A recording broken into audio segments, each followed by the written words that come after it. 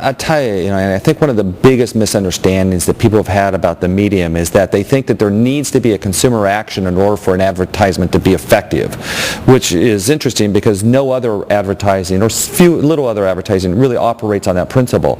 And we know very clearly that communicating a clear consumer motivation in a clear and concise message actually does change consumers' attitudes that then ultimately leads to probably a change in behavior. And we got very, if you look at some of the research that's been done around this, a lot of research we did in a book that I recently published called What Sticks is very focused on what happens with that attitude and how changing that attitude and how does that lead to a sales change.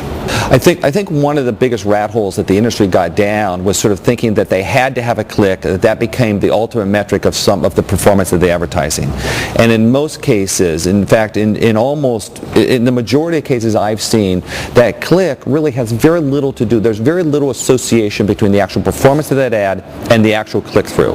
In fact, there's absolutely no relationship between a click-through and a brand attitude change. It has nothing to do with it whatsoever. Consumers hear messages, they see messaging, and they begin to shift their perceptions about that brand as a result of that. And that, again, leads to that change of behavior.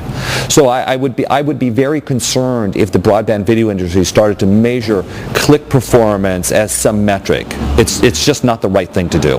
I think even the e-commerce guys kind of missed the point because the e-commerce guys can so easily measure things, and yet they've kind of missed the forest for the trees. We've had an opportunity to be involved in a research project with one of the big e-commerce sites, and one of the big insights that they got from this was that it just wasn't about sort of a click performance, but was actually this opportunity to understand what was the attitudinal shift that happened in advance or even as in having totally disconnected from that click, and then how does that attitudinal shift then help us perform the other things that we need to do, either at that moment, if it's a point of purchase, or at some other point down the road, having nothing to do with their experience with that ad on that day.